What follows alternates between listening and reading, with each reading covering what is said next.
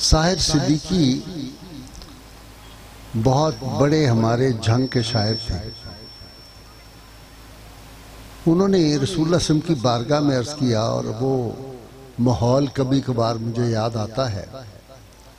उन्होंने कहा, या रसूलुल्लाह, जिस जा भी तेरे कुर्ब के आसार मिले हैं, जिस जा भी तेरे कुर्ब के आसार मिले हैं, मामूरे तजल्ली दरो दीवार मिले हैं। और लोगो, अरे लोगो, मेरी किस्मत को सराहो, सरकार मिले हैं मुझे, सरकार मिले हैं। और नबियों को रही जिनकी मईयत की तमन्ना, किस्मत से हमें काफिला सालार मिले हैं। और जिस जा भी तेरे कुर्ब के आसार मिले हैं।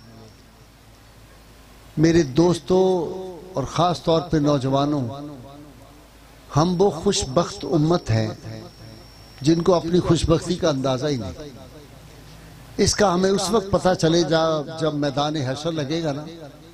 और फिर वो हसन रज़ा ने कहा था कि फ़कत इतना सबब है इनेकादे बज़्म महशर का कि उनकी शान महबूबी दिखाई जाने वाली है।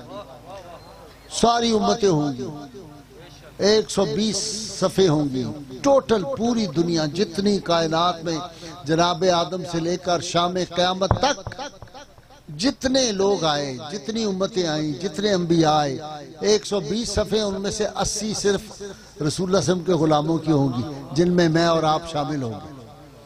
और अल्लाह ताला क्या फरमाएगा कि अब ये जैसे आपने ये टेंट लगाया हुआ है, इस तरह आप टेंट लगा दो, मेरे महबूब सल्लल्लाहु अलैहि वसल्लम की उम्मत का हिसाब मैं पर्दे में करूंगा, सब लोगों के सामने नहीं। इसलिए बड़ी अच्छी बात कही थी कि या रसूलल्लाह सल्लल्लाहु अलैहि वसल्लम, हम तेरे इकबाल से चलते हैं सीना तान कर। ये जो निस्बत है ना रसूलुल्लाह सल्लल्लाहु अलैहि वसल्लम, ये कितनी बड़ी निस्बत है, हमें पता ही नहीं। मैं जब कभी बाहर की दुनिया में जाता हूँ, यूरोप में जाता हूँ, बाहर के ममालिक में जाता हूँ, तो अक्सर लोग कहते हैं जी कि किस मौजू पे आप गुफ्तगू करना पसंद करेंगे। मैं कहा, हम कौन हैं? तो लोगों को बड़ी हैरत होती है। पाकिस्तान की यूनिवर्सिटियों में भी जाता हूँ तो वहाँ मैं कहता हूँ कि भाई हम कौन हैं, हमें पता ही नहीं। काश कि हमें पता चल जाए कि हम कौन हैं। तो मैंने कहा, जैसे चिश्ती होती है ना, वो कवाली पे वज्द करते हैं, तो हम हर वक्त वज्द करते रहे कि हम कौन हैं, हमारी निस्बत क्या है, किस हस्ती से हमारी निस्बत है। देखिए, सैयदना इब्राहीम रसूलुल्लाह सल्लल्लाहु अलैहि वसल्लम के जद्दे अमजद हैं, वो भी अल्लाह की बारगाह में कह रहे हैं, या अल्लाह अपने महबूब का मुझे उम्मती बना दे। जनाब मूसा कलीमुल्लाह, कितनी बड़ी शान है उनकी, वो कह रहे हैं, या अल्लाह मुझे अपने महबूब का उम्मती बना दे।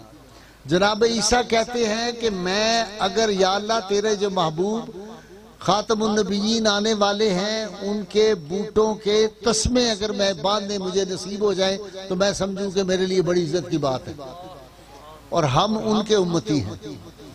तो या रसूलल्लाह सल्लल्लाहु अलैहि वसल्लम, हम तेरे इकबाल से चलते हैं सीना तान कर, और नाज हो जाता है पैदा तेरा कहलाने के बाद। आज की नस्ल को हमने मुतारिफ ही नहीं कराया, हमने बताया ही नहीं कि हम कौन हैं। अल्लाह के महबूब सल्लल्लाहु अलैहि वसल्लम का वो इरशाद गिरामी हर वक्त आपको याद होना चाहिए।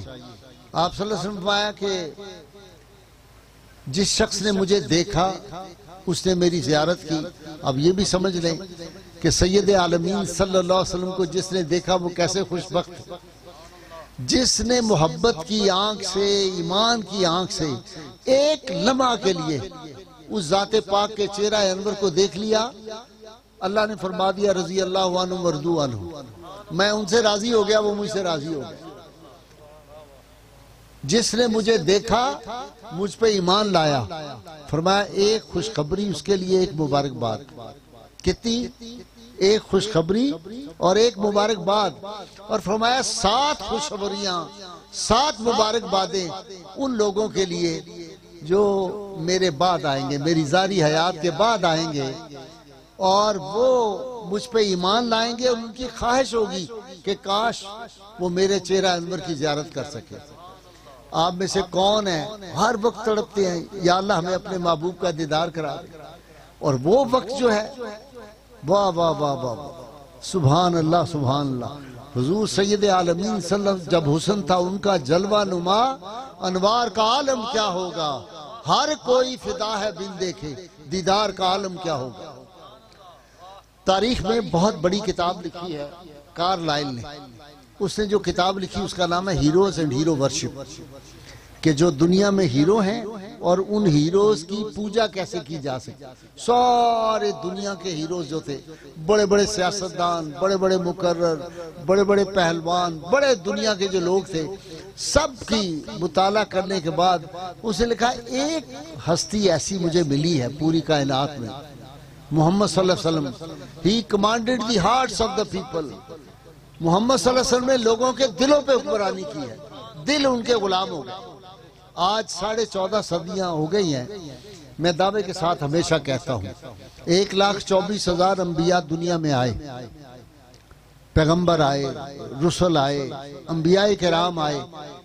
1,24,000 अंबियाए किराम में से किसी नबी, किसी रसूल, किसी पैगंबर की उम्मत ने वो मोहब्बत नहीं की अपने नबी से जो इस उम्मत ने की है। उसकी मिसाल कोई पूछ सकता है आपसे भी कि जी ये बात आप कैसे दावा करते हैं। वैसे तो 1,24,000 अंबियाए किराम आए, 26-27 के अलावा हमें किसी का नाम भी नहीं पता, नाम भी नहीं पता। उन पे कौन सी किताबें आई थी किसी को नहीं पता। ये 3 किताबों का हमें पता है, चौथी तो कुरान हकीम है। तौरात, ज़बूर, इंजील 3 का ही पता है ना, या चंद सहीफे कोई उनके 2-4 वर्क हजरत नूह की कौम के जो हैं लोग पाए जाते हैं उनके पास कोई होंगे। बाकी किसी नबी पे कौन कौन सी किताब आई, कौन से सहीफे आए, किसी को पता ही नहीं। 315 1,24,000 में से 315 अंबियाए किराम ऐसे रसूल थे जिन पे किताबें नाजिल हुई। तो मैंने जैसे आपको बताया 4 के अलावा 5वीं किताब का नाम नहीं किसी को पता। लेकिन जितनी तारीख हमें मालूम है उन सब में से आप देखें ना, मूसा अलैहिस्सलाम आप निकले हैं बनी इसराइल को लेकर मुकाबले में दुश्मनों के, तो सारे क्या कहते हैं, मनो सलवा उतर रहा है उनके लिए। जनाबे मूसा अलैहिस्सलाम उनके लिए पानी के चश्मे जारी कर रहे हैं। जब मुकाबले का वक्त आया तो क्या कहते हैं कि जनाबे मूसा आप जाएं और तुसी जाओ ते ताड़ा रब जाए, इन्ना हा होना कायदून, असी दे बैठ के तमाशा दिखांगे, आप जाएं। जनाबे ईसा अलैहिस्सलाम 11 हवारी, 10 पहले भाग गए, 11वां जो था वो बड़ा मुखलिस बनता था, वो भी पता चला बाद में कि जासूस था, पैसे लेके अपने नबी को गिरफ्तार करवा रहा है। कुर्बान जाए सैयद आलमीन सल्लल्लाहु अलैहि वसल्लम जैसे परवाने हुजूर को मिले तारीख में किसी को नहीं मिले। मैदान बदर लगने वाला है, आप सल्लल्लाहु अलैहि वसल्लम के सामने अंसार बैठे हुए हैं, मुहाजिरीन बैठे हैं, सब बैठे हैं। तो आप सल्लल्लाहु अलैहि वसल्लम मशवरा फरमा रहे हैं, देख रहे हैं सहाबा की तरफ कि बताओ तुम्हारा क्या मशवरा है। तो जनाब मिकदाद रजी अल्लाह ताला अन्हु उठे, सुभान अल्लाह, क्या खूबसूरत बात कही। जनाब मिकदाद ने कहा, जो हफीज जलंधरी ने उसका तर्जुमा भी किया, उसने कहा उठे मिकदाद और ये अर्ज की है, हादिये आलम नहीं है कौम मूसा की तरह कह देने वाले हम, नबी का हुक्म हो तो फांस जाए हम समंदर में और जहां को जेर कर दे नाराए अल्लाह अकबर। या रसूलल्लाह आप हुक्म फरमाएं, हम आपके दाएं लड़ेंगे, हम आपके बाएं लड़ेंगे, हम आपके सामने लड़ेंगे, हम आपके पीछे लड़ेंगे। और ये तो मर्दों की बात है। यहाँ मैं एक ईमान की आपको और मजेदार की बात मजेदार सुना दूं। हजरत अब्दुल्ला बिन मसूद रजी अल्लाह ताला अन्हु इस उम्मत के फकीह हैं, बहुत बड़े। उनकी जो फिक्र अब्दुल्ला बिन मसूद है अलग से मुदव्वन होगी, इतनी मोटी हजरत अब्दुल्ला बिन मसूद की जो है फिक्र है अलग से। जनाब अब्दुल्ला बिन मसूद रजी अल्लाह ताला अन्हु जब हजरत मिकदाद से मिलते थे तो इल्म में जनाब मिकदाद के भी उस्तादों में से हैं, सहाबा के उस्ताद थे अब्दुल्ला बिन मसूद। और देखें ये है निगाह मुस्तफ़ा सल्लल्लाहु अलैहि वसल्लम। आज 2-2 टके के बंदे उठते हैं। ये कल ही मैंने टीवी पे कहा है कि वो एक गबर, पता नहीं क्या उसका नाम है, गबर जैदी या क्या नाम, FBR का चेयरमैन, वो कराची में एक सेमिनार से खिताब करते हुए बकवास करता है और सारे मुल्क के उलमा खामोश बैठे हुए। मैंने 3 प्रोग्राम में उसका जवाब दिया, कोई बोला ही नहीं। मैंने सबको मैसेज भिजवाए कि अल्लाह के वास्ते इसका जवाब दो, तुम लोग चुप है, उनको काम ही कुछ और है। वो आपस में एक दूसरे को गालियां देने पे लगे हुए हैं। हमारे दुख की बात है, अभी मेरे साथ जो आपके यहाँ के दोस्त आए थे वो बात कर रहे थे कि क्या दौर था कि शाह दुरानी, अब्दुस्तार खान नियाजी, कैसी शख्सियतें थी, वो आके खिताब किया करती थी। हमारा एक नाम था, हमारे मसलक की इज्जत वकार था। अब आप वो जो है सोशल मीडिया आप खोलते हैं, ऐसी गंदी जुबान, एक दूसरे के बारे में जो गली जुबान इस्तेमाल करते हैं।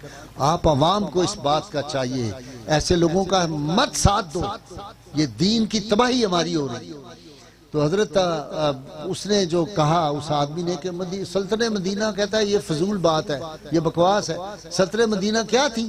ना वहाँ कोई अस्पताल था, ना वहाँ पे कोई यूनिवर्सिटी थी, ना वहाँ पे कोई कॉलेज था, ना कोई अदारा था, ना सड़कें थी, ना फलाह था। ये बकवास उसने की, जिसका जवाब मैंने दिया, मैंने कहा तुम जाहिल आदमी हो, तुम्हें नहीं पता मदीना की यूनिवर्सिटी इतने से साहबे सुफ़ा के चबूतरे से शुरू हुई थी।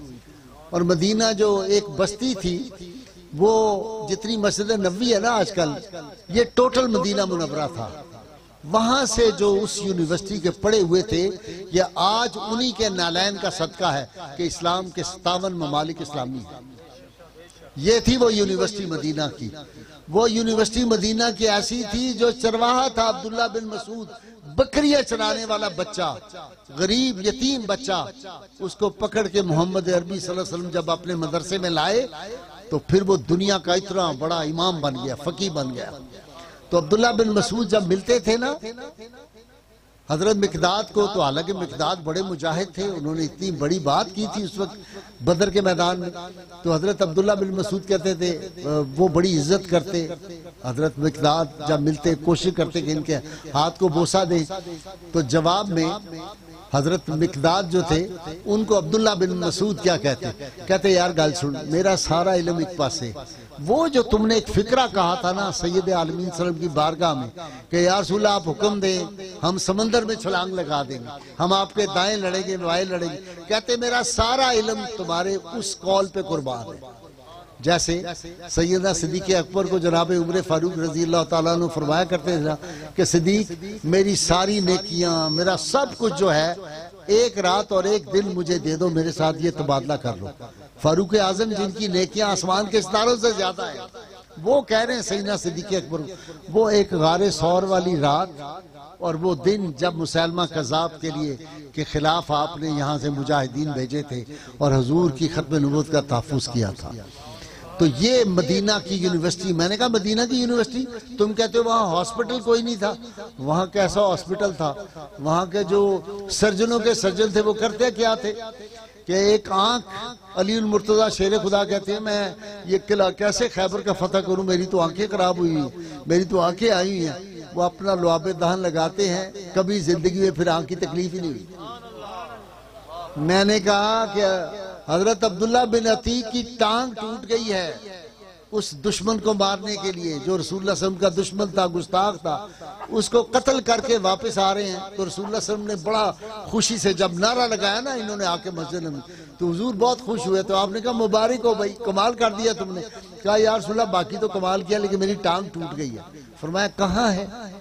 ये टांग है यार रसूलुल्लाह सल्लल्लाहु अलैहि वसल्लम। बस बिस्मिल्लाह पढ़ के दस्ते अक़दस लगाया और अब्दुल्ला बिन अतीक कहते हैं मेरी आंख में, मेरी टांग में इतनी ताकत आ गई, सारी जिंदगी दूसरी टांग से वो बेहतर हो गई थी। मैंने कहा ऐसा अस्पताल था वहां पे। वहां बाजू लटक रहा है एक नौजवान का, वो कह रहा है जी काफिर ने तलवार मारी थी अबू जेल के बेटे ने, मेरे ये बाजू लटक गया है, सिर्फ इतना सा, ये गोश्त सारा टुकड़ा है, इधर दिखाओ। साथ लगाई, बिस्मिल्लाह पढ़ी, लुआबे दहन लगाया, वो जो बाजू था वो पहलवानों का बाजू बन गया। मैंने कहा हमसे पूछो कि मदीना की यूनिवर्सिटी क्या थी। मदीना की यूनिवर्सिटी से पढ़ के निकलने वाला फारूक आजम, मैं कैम्ब्रिज में गया था, कैम्ब्रिज यूनिवर्सिटी, जहाँ पे अलामा इकबाल ने भी जाके लेक्चर दिया। नौजवानों के लिए दिलचस्प बात बता दूं, अलामा जब गए ना वहाँ जहाँ चौधरी रहमत अली रहमतुल्लाह अलैह की कब्र है, मैं वहाँ गया हूँ कैम्ब्रिज में। मैंने जाके उनकी कब्र को सफाई की, खुद वहाँ पे फूल चढ़ाए, और वो इंटरनेट पे मौजूद है, वहाँ मैंने गुफ्तगू भी की उनके बारे में, चौधरी रहमत अली रहमतुल्लाह अलैह। तो कैम्ब्रिज में अलामा इकबाल जब गए ना लेक्चर देने के लिए, तो वहाँ नौजवान खड़े हो गए, उन्होंने कहा जनाब एक सवाल का जवाब तो दें। अलामा ने कहा क्या?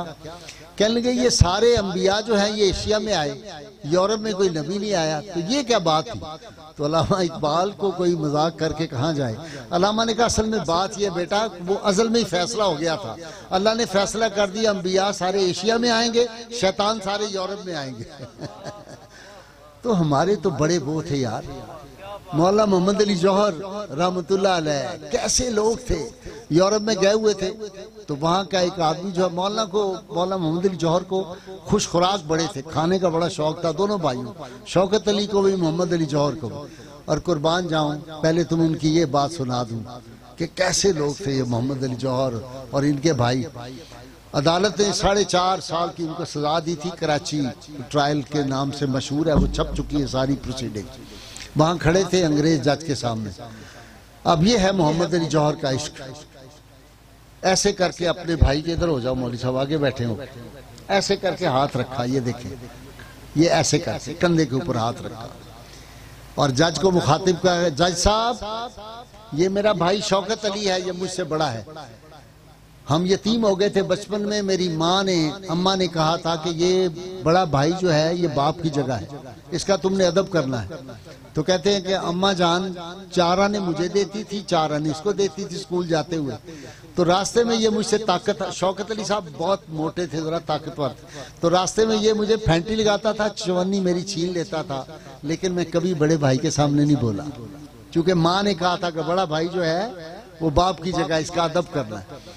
लेकिन जज साहब वो गर्जा शेर की तरह, वकील नहीं करते थे मोहम्मद जो अपना मुकदमा खुद लड़ते थे, और ऐसी अंग्रेजी लिख गया, ऐसी अंग्रेजी बोल गया। कभी फिर मौका हुआ तो नौजवानों में तुम्हें उनकी बातें सुनाऊंगा। जब मैं नौजवानों को ये बातें जाके सुनाता हूँ उनकी हैरत में ज़दा हो जाती है कि अच्छा ऐसे लोग भी थे, पता ही नहीं, हमारी तारीख का ही नहीं हमें पता कि हमारा क्या हाल है। तो कहा जनाब जज साहब यूं कंधे पे हाथ रखे, ये मेरा भाई है शौकत अली, अल्लाह रब्बुल इज्जत की कसम अगर मेरा सगा भाई शौकत अली भी रसूल सल्लल्लाहु की शान पाक के खिलाफ बात करे, मैं इसका सर तन से जुदा कर दूंगा। यह है मोहम्मद अली जौहर। 4.5 साल कैद हो गई जी वहां पे, जब कैद खाने में थे। वहां लिखता है मोहम्मद अली जौहर, तन्हाई के सब दिन हैं, तन्हाई की सब रातें, तन्हाई के सब दिन हैं। लोग गए मुलाकात के लिए, उन्होंने कहा मौलाना साहब घबरा गए, कोई तकलीफ, कोई, उन्होंने कहा तन्हाई हमें कैसी तकलीफ है, हमें क्या तकलीफ है, तन्हाई के सब दिन हैं, तन्हाई की सब रातें, अब होने लगी उनसे खलवत में मुलाकातें, मेराज की सी हासिल सजदों में है कैफियत, एक फासिको फाजर में और ऐसी करामातें। और आखिर में कहता है बेमाया सही लेकिन शायद वो बुला भेजें, भेजी है दरूदों की कुछ हमने भी सौगात।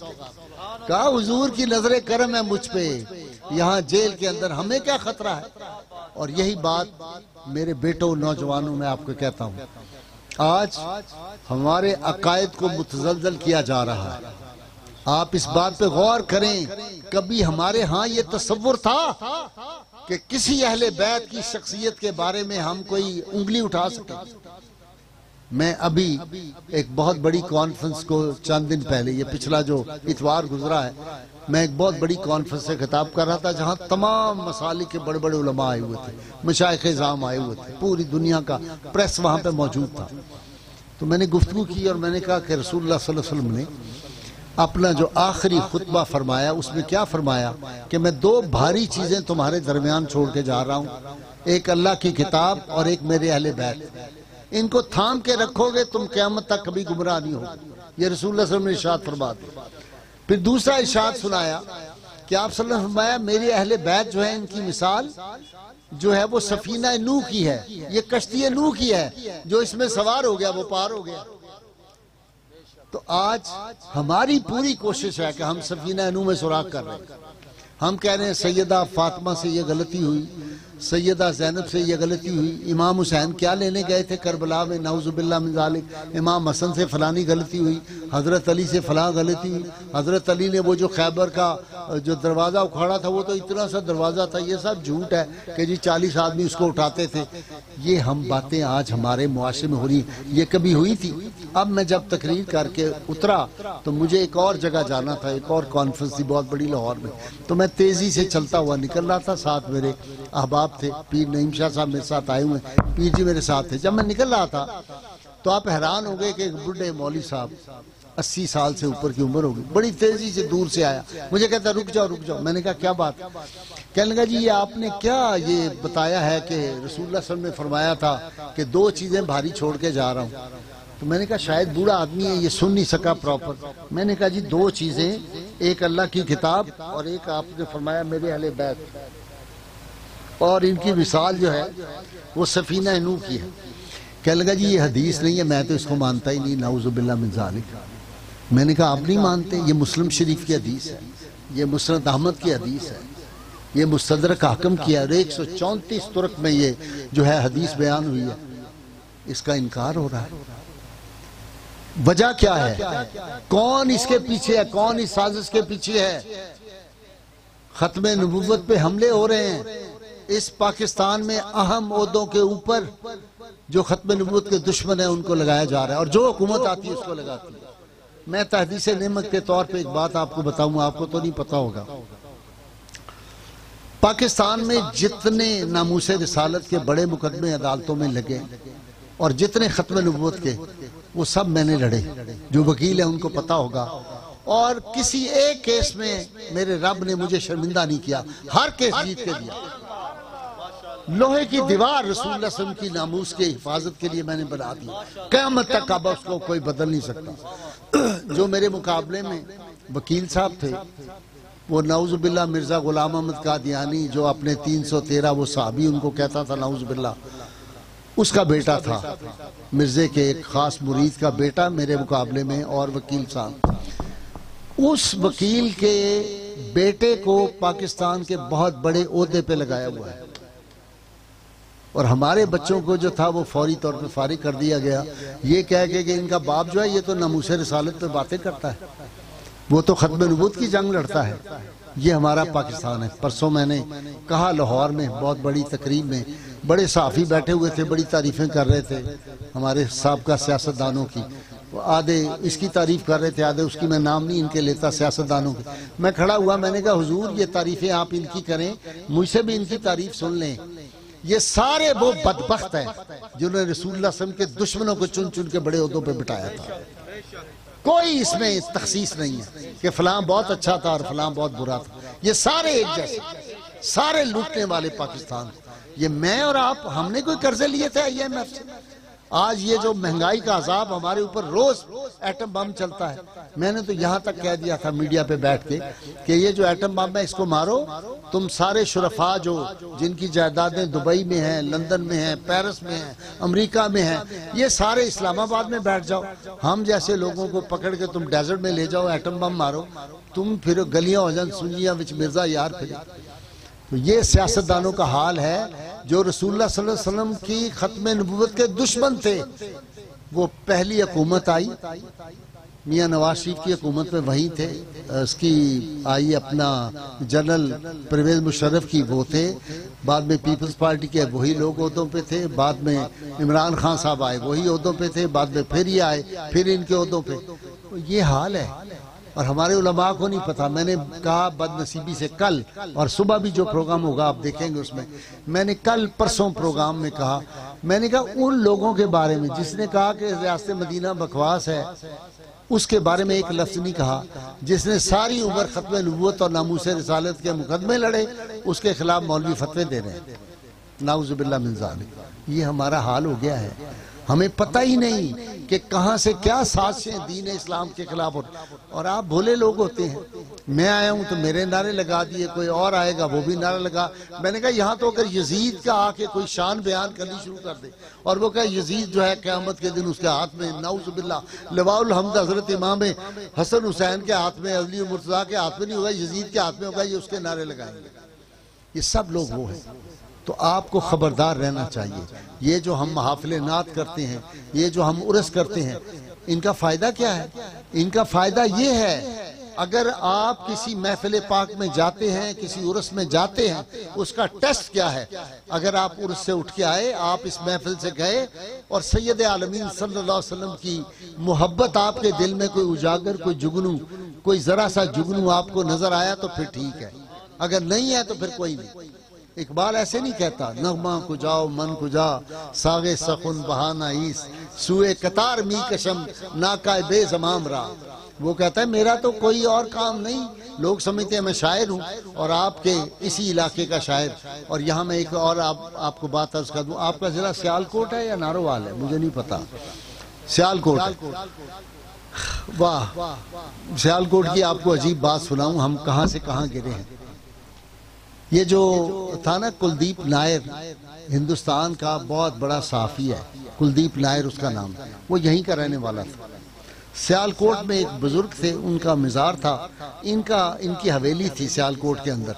तो कुलदीप नायर ने लिखा है बियॉन्ड दी लाइन, यानी ये बॉर्डर्स के पार, उसने किताब लिखी अंग्रेजी में। बड़ा अजीब वाकया उसने लिखा। वो वाकया जब मैंने पढ़ा, मैंने पहले डॉन में पढ़ा था, तो कुलदीप आ गया वहाँ पे हाई कोर्ट में, उसकी दावत थी। मैं उन दिनों सुप्रीम कोर्ट बार एसोसिएशन का सीनियर वाइस प्रेसिडेंट था, तो मैंने बराह रास्त भी उससे ये बात पूछी। बड़ी दिलचस्प बात।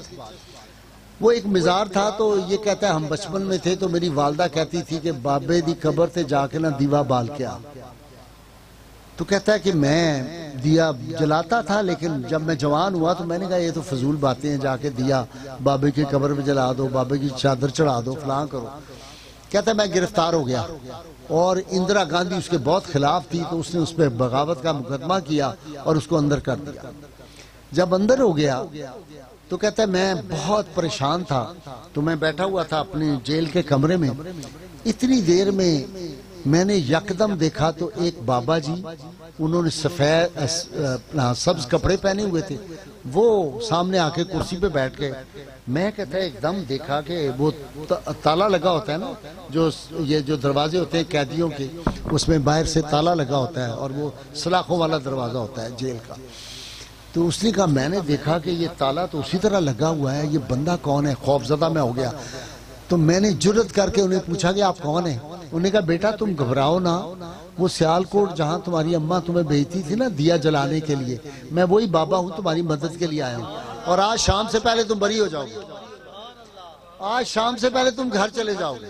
अब ये वो बंदा जो खुदा को नहीं मानता, यानी वो हिंदू है बज़ाहिर, लेकिन वो सेकुलर है, टोटल सेकुलर है, बड़ा जबरदस्त साफी है, बड़ा नाम है उसका अंग्रेजी।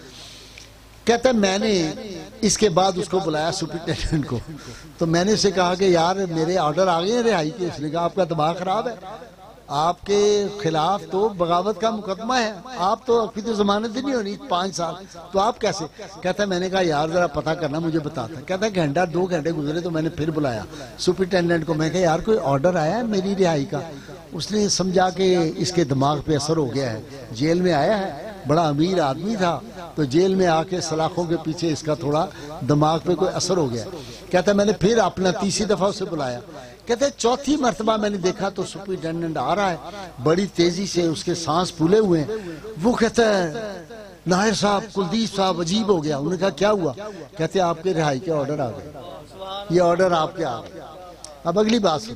कहता है मैं पाकिस्तान आना था तो मेरी वालदा ने कहा कि हजरत मोइनुद्दीन चिश्ती अजमेरी के जो मज़ार पाक की चादर है बेटे मैंने रखी हुई है घर में, ये उन बाबा जी की कब्र पे डालनी है तुमने जाके मेरी जानिब से, जिन्होंने तुम्हारी रिहाई के लिए काम किया। तो कुलदीप कहता है मैं यहाँ आया सियालकोट, वो जो भी मोहल्ला था वहाँ गया, जाके पूछा, उन्होंने कहा इधर तो कोई कब्र नहीं है। मैंने कहा कोई बंदा बूढ़ा? तो उन्होंने बताया कि एक बाबा जी हजाम है, तो वो बैठे होते हैं, उनके आगे बेटे पोते काम करते हैं, बाबे की बड़ी उम्र है, वो आपको बता सकता है। कहता है मैं बाबे के पास गया, उसको जाके सारी बात बताई। उसने कहा बेटा वो जहाँ लोहे के ट्रंक वाली दुकान है ना, ये उसी मज़ार के ऊपर उसको बराबर करके बनाई हुई। कहता मैं वहाँ गया, मैं चादर वापस ले गया और मैंने कहा माँ वहाँ तो लोगों ने अब ये जुल्म किया कि उस कब्र को। मैंने कहा कुलदीप साहब, कुलदीप, मैंने कहा आप तो ये कहते हो, हमने तो वो सानिया भी देखा है जो जन्नतुल बकी में सैयदा फातिमा के मज़ार को भी तहते कर दिया इस उम्मत ने पकड़ के।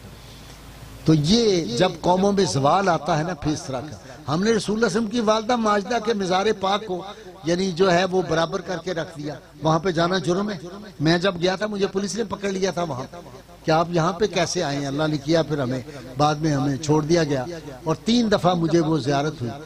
तो वो कब्र अनवर अल्लाह के महबूब सल्लल्लाहु अलैहि वसल्लम की कि आप गुजर रहे हैं, 10,000 के करीब आपके साथ जानिसार हैं, तो आप अपनी वालदा माजदा की कब्र से लिपट गए। और ज़ारो कितार रसूल सल्लल्लाहु अलैहि वसल्लम अशकबार थे, सहाबा अशकबार थे।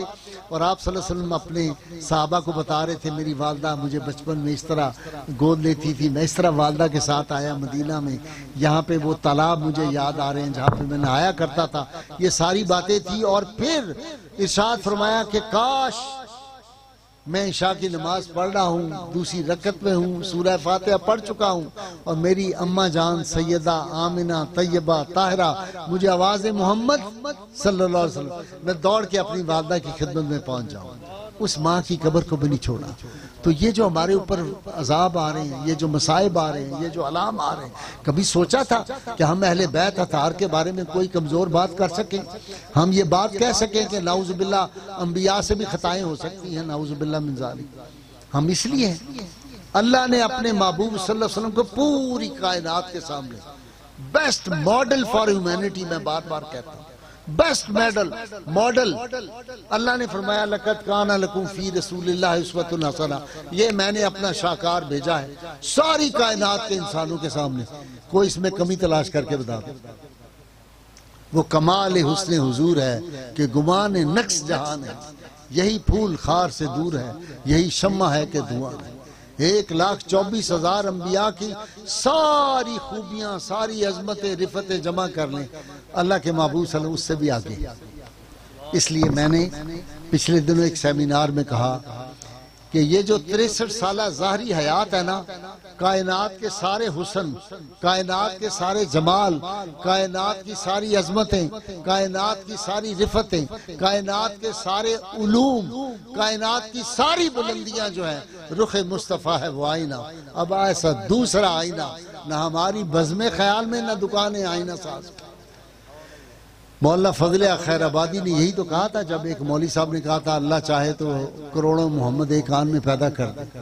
तो मौलाना फजल खैराबादी कुर्बान जाऊं जिनके नाम से अब हम मुतारिफ ही नहीं है, कभी नाम की हद तक तो हमारे अहले इल्म, हमारी मस्जिद व महराब में उनका नाम तो लिया जाता है, उनके बारे में पता नहीं है तफसीलात। मैं दावे से कहता हूँ, मैंने बड़े बड़े उलमा से पूछा, मुझे कोई बता दे कि मौलाना अब्दुल सलाम नियाजी देहलवी रहमतुल्लाह अलैह कौन थे, किसी को पता ही नहीं। मैं टीवी पे बैठा हुआ हूँ, बड़े स्कॉलर मेरे साथ बैठे हुए, मैंने कहा अब्दुल सलाम नियाजी, उन्होंने कहा नहीं अब्दुल सत्तार खान नियाजी, भाई साहब आप गलती कर रहे हैं, वो अब्दुल सत्तार। मैंने कहा अब्दुल सत्तार खान नियाजी तो कल की बात है, हमने उनके साथ तकरीरें की, उनके साथ बड़े मार के हमने किए खत्म नबूवत के मामले में, वो नहीं। मौलाना अब्दुल सलाम नियाजी देहलवी की मैं बात कर रहा हूँ, जिसने 20,000 हिंदू और सिखों को कलमा पढ़ाया था, जिनके सामने आर्नल्ड उनका शागिर्द था, आर्नल्ड जो इतना बड़ा आलिम था, जिसके शिबली नोमानी भी शागिर्द मौलाना अब्दुल सलाम नियाजी रहमतुल्लाह अलैह, मौलाना मौदूदी, उनके भाई अबुल खैर और बड़े बड़े बड़े सगीर के जो उलमा थे उनके शागिर्दों में थे। और उनकी करामात मैंने उनको मुतारिफ कराया। उनकी करामात अगर मैं लिखनी शुरू करूँ तो शायद इतनी मोटी किताब बन जाए, इतने साहिब करामत। यानी वायसरा हिंद को इनकार कर दिया मिलने से। नवाब हैदराबाद दक्कन ने एक दफा कोई पैसे भेज दिए, उस जमाने में 10,000 रुपया भेजा। 10,000 का मतलब है कि ये आपकी पूरी तहसील और बल्कि सियालकोट पूरा खरीद लिया जाए। 10,000 उस जमाने की बात। उन्होंने पकड़ा और उठा के यूं पैसे मारे। उन्होंने कहा मेरे जिस्म का एक बाल जो है वे तुम्हारी सारी सल्तनत से ज्यादा कीमती, भागो यहाँ, उठाओ पैसे, हमें क्या जरूरत है इन पैसों। इतना बड़ा आदमी मौलाना फजल खैराबादी का नवासा था, किसी को नहीं पता। वो इतना बड़ा आदमी था जिसके दरवाजे के बाहर आके नेहरू, अबुल कलाम आजाद मिन्नतें करते थे, हमें सिर्फ जियारत करा दें 2 मिनट के लिए। बेटो हमारी तारीख हमें पता ही नहीं, ना हमें बताएगी, हमारी तारीख लोगों को पता। आज बड़ी आपसे बातें करनी थी, मेरा तो दिल दुखा होता है। मैं लोगों को रोज कहता हूँ कि हमने स्पेन की तारीख नहीं पढ़ी, मुसलमानों की तबाही का आगाज किस तरह हुआ, हम कैसे तबाह हुए। शाह वलीउल्लाह मुहद्दिस देहलवी रहमतुल्लाह ने लिखा कि दुनिया की 2 बड़ी सल्तनतें, रोम और ईरान की सल्तनत क्यों तबाह हुई थी। जो उनके मजहबी आलिम थे वो आपस में हर वक्त मुनाजरे कर रहे थे, लड़ाइयाँ झगड़े फसाद कर रहे थे। मुसलमान स्पेन में 750 साल हमने हुकूमत की थी। स्पेन में ये अंदलुस था। अंदलुस स्पेन कैसे बन गया? दुनिया की पहली यूनिवर्सिटियां जो थी बड़ी बाकायदा वो अंदलुस में बनी थी। मस्जिद कुर्तुबा को देख के जो था इकबाल वो चीख के रोया नहीं था, चीख चीख के रोया था। 750 साल हमने हुकूमत की फिर जब हमें आपस में हमने मुनाजरे शुरू कर दिए, हमने नमूसे रिसालत के ऊपर बहसें शुरू कर दी, जब हमारे अपने लोगों ने बहसें शुरू की, मुसलमानों में तफरका हुआ, फिर हाल क्या हुआ? एक मुसलमान स्पेन में बाकी ना रहा, मुसलमान निकल गए। अब जो क्रिश्चियन आए थे उन्होंने आके उनकी कब्रों को खेड़ा और मुर्दों को उठा उठा के समुद्र में फेंक दिया। तो लोगों ने कहा इनको क्यों? उन्होंने कहा हमने इनका जिंदा को नहीं छोड़ा तो मरे हुए को कैसे छोड़ेंगे? हमारे दुश्मन ये है, हमें कहां से लड़ाया जा रहा है। इस वक्त मैं आपको दर्दमंदाना अपील करता हूं तमाम लोगों को, अल्लाह के वास्ते इस वक्त मुसलमानों को कलमा गो इकट्ठे हो जाओ, एक हो मुस्लिम हरम की पासबानी के लिए, नील के साहिल से लेकर ताबखा के काशगर। ये नक्शबंदियों की ये खानका है। मुझे बताया गया, मेरा पहला तारुफ है, पीर साहब नक्शबंदी है, मैं खुद नक्शबंदी खानदान से हूँ, मेरी बैत नक्शबंदियों में है। मेरे शेख हजरत शेख नाजिम आला आदिल आला हक्कानी कब्रस के इतने बड़े शेख, जिनकी बारगाह में सदर क्लिंटन उसकी बेगम वो खड़े होकर सलातो सलाम पढ़ते थे, या नबी सलाम अलैका पढ़ते थे। किंग जो था इंग्लैंड का वो भी उनकी खिदमत में आता था। मैं नक्शबंदी हूँ खुद।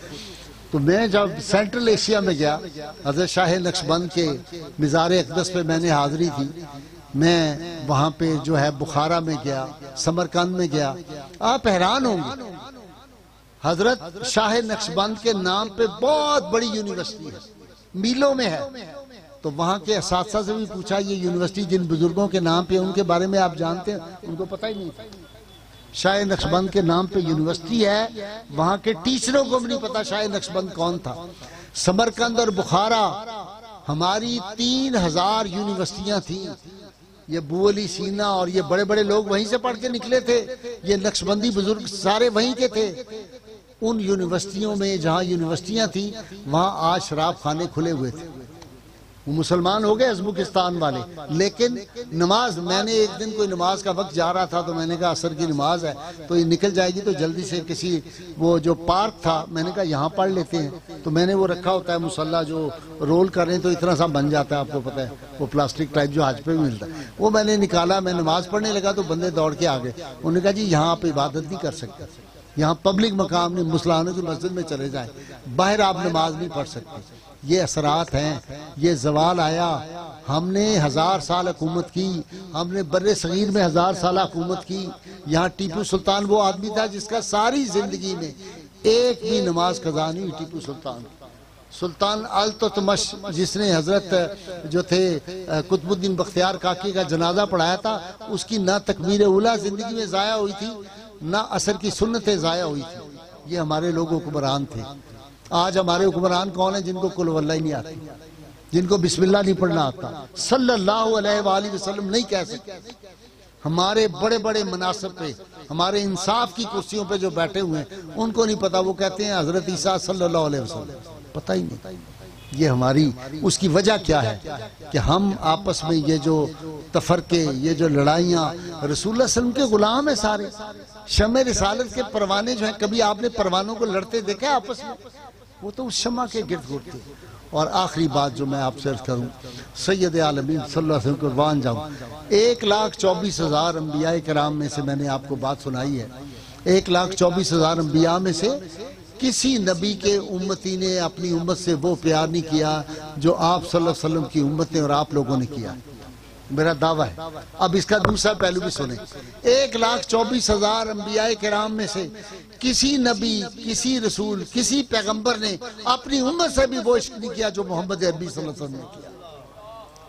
ये रातों को उठ के रोना, ये किसके लिए था? ये आपके लिए था। ये जो पाँव मुबारक मुतवर्रम हो जाते, ये किसके लिए थे? आपके लिए थे। और इसीलिए इमाम मूसा काज़िम अलैहिस्सलाम ने बड़ी खूबसूरत बात की। उन्होंने कहा, लोग कहते हैं ला तक़नतू मिन रहमतिल्लाह, ये आयत कुरान हकीम की जो ये पढ़ के लोग खुश होते हैं, कहते हैं बहुत बड़ी उम्मीद की है। कहते हैं लेकिन हम अहले बैत जो है वो समझते हैं वला सौफा युतीका रब्बुका फतरदा, ये उससे भी बड़ी आयत है कि अल्लाह ने वादा कर लिया अपने महबूब करीम सल्लल्लाहु अलैहि वसल्लम से कि हम आपको राजी करेंगे। ए महबूब, हम आपको राजी करेंगे। और मेरे और आपके आका सल्लल्लाहु अलैहि वसल्लम ने फरमाया, मैं उस वक्त तक राजी नहीं हूंगा जब तक मेरा आखिरी उम्मती जो है वो भी जन्नत में न चला जाए। और हदीस में आता है कि एक मौका ऐसा आएगा कि इबलीस भी अपनी गर्दन निकाल के खड़ा हो जाएगा, शायद मेरा भी काम बन जाए। दरोगा जो होगा दोज़ख का, वो हजूर सल्लल्लाहु अलैहि वसल्लम को मुखातिब करके कहेगा मोहम्मद सल्लल्लाहु अलैहि वसल्लम मेरी सारी खुराक ही आपने छीन ली, सब कुछ ही आप ले गए निकाल के। उस आका सल्लल्लाहु अलैहि वसल्लम जो रातों को जागे, जिन्होंने पत्थर हमारी खातिर खाए, जिन्होंने वो फाके हमारी खातिर किए, अल्लाह की बारगाह में जब कुर्ब नसीब हुआ, जब इस दुनिया में आए उस वक्त भी अपनी उम्मत को याद किया, जब इस दुनिया से जा रहे थे उस वक्त भी उम्मत को याद किया, जब अल्लाह का कुर्ब नसीब हुआ उस वक्त भी उम्मत को याद किया।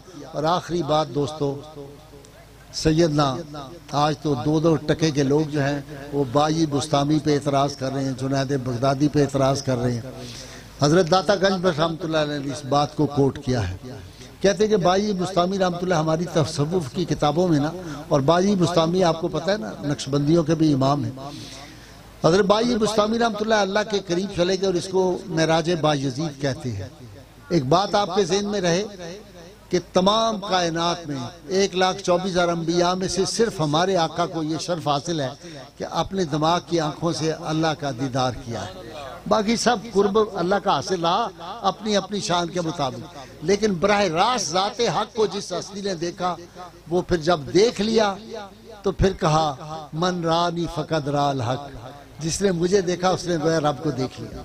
मन रानी फ़क़द राल हक। यहाँ एक ईमान की बात आपको सुना दूं, मजा आ जाएगा आपको। खालिद बिन वलीद रजी अल्लाह तआला अन्हु के पास एक बंदा आया, उसने कहा जी मैं तो हुजूर सल्लम की जारी हयात में मुसलमान, मैं बाद में हुआ हूँ, आपने हुजूर को बहुत देखा। खालिद बिन वलीद जिनको अल्लाह के महबूब ने सैफुल्लाह कहा, जो 100-125 जंगें लड़ी हैं, जिसने जिस्म के किसी हिस्से पे कोई ऐसी नहीं थी जहाँ तलवार तीर का नेज़े का निशान जख्म नहीं था। तो जब आखिरी उनका वक्त आया तो रो रहे थे, तो एक साहबी आए पूछने, उन्होंने कहा क्यों रो रहे हैं? कहने लगे यार शहादत की आरजू लेके इतनी जंगों में गया था लेकिन शहादत नहीं नसीब हुई। उन्होंने कहा तुमने दूसरी तरफ गौर नहीं किया, अल्लाह के महबूब ने आपको सैफुल्लाह का लक़ब दिया था, अल्लाह की तलवार कैसे टूट सकती? यह खालिद बिन वलीद रजी अल्लाह तआला, उनसे उसने कहा कि मुझे हुजूर की बातें सुनाई, हुजूर के शान मेरे सामने बयान करें, हुजूर का सरापा, हुजूर की अजमत बयान करें। तो खालिद बिन वलीद ने कहा मैं मैक्रो बयान करूं या माइक्रो, मुख्तसर बयान करूं या तफसील? तो उन्होंने कहा कि तफसील। कहने लगे नहीं, तफसील तो जिब्रील ही कर सकता है, मेरे तो बस में नहीं। हुजूर की शान की तफसील तो जिब्रील बयान कर सकता है, मैं तो नहीं कर सकता। तो उसने कहा मुख्तसर। कहने लगे मुख्तसर ये है, अब ये खालिद बिन वलीद है, जर्नैलों का जर्नैल, दुनिया ने ऐसा जर्नैल बाद में नहीं देखा 14 सदी ऐसा जर्नैल। कहने लगे वो ज़ाते हक के मज़र कामिल थे, हुजूर की ज़ात ज़ाते हक के मज़र कामिल, मज़र अतम थे। बस ये मैं मुख्तसर कहने लगे कह सकता हूँ रसूलुल्लाह सल्लल्लाहु अलैहि वसल्लम की शान पाक के बारे में। तो मेरे अजीज़ों, मेरे दोस्तों, किसी ने कहा था कि थकी है फिक्र रसा और मदह बाकी है, कलम है आबला पा और मदह बाकी है, वर्क तमाम हुआ और मदह बाकी है, सफीना चाहिए उस बहरे बेकरां के लिए। हुजूर की बातें, मेरी तो ज़िंदगी सारी इस तरह ही गुजरी है कि गाजी के दिन और गाजी की रातें, अल्लाह का जिक्र और आका की बातें। मैं तो हर सुबह जो होती है अल्लाह के फजलो करम से, आपको पता है अपने इस वतन में हूँ, मुल्क में हूँ, मुल्क से बाहर हूँ, जहाँ हूँ, मैं तो सरकार की बातें करता हूँ। हुजूर सैयद आलमीन सल्लल्लाहु अलैहि वसल्लम से हमारा ताल्लुक वो होना चाहिए जो इकबाल का अकीदा था।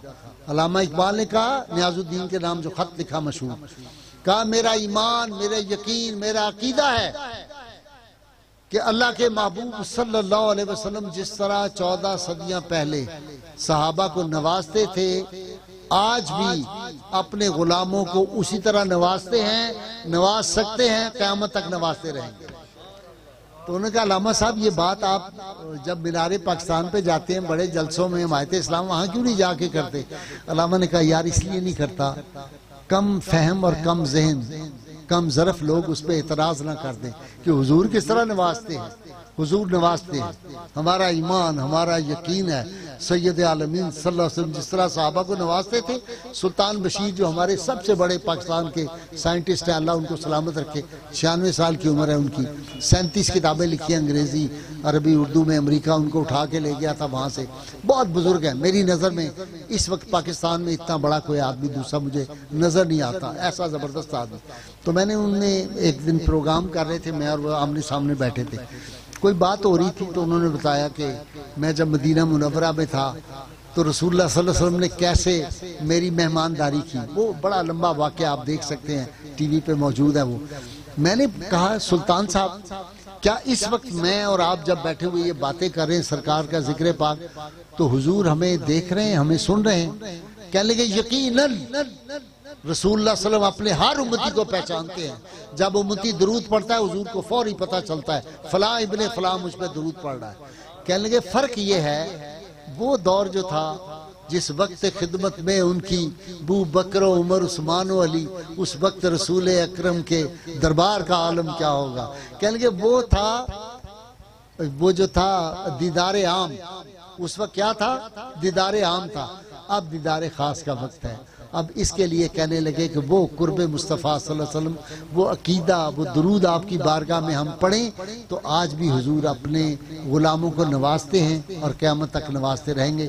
वाखिरु दावाना अल्हम्दुलिल्लाहि रब्बिल आलमीन। मुझे सुबह प्रोग्राम भी करना है तो मैं हाजिर हो गया आप हज़रात की खिदमत में।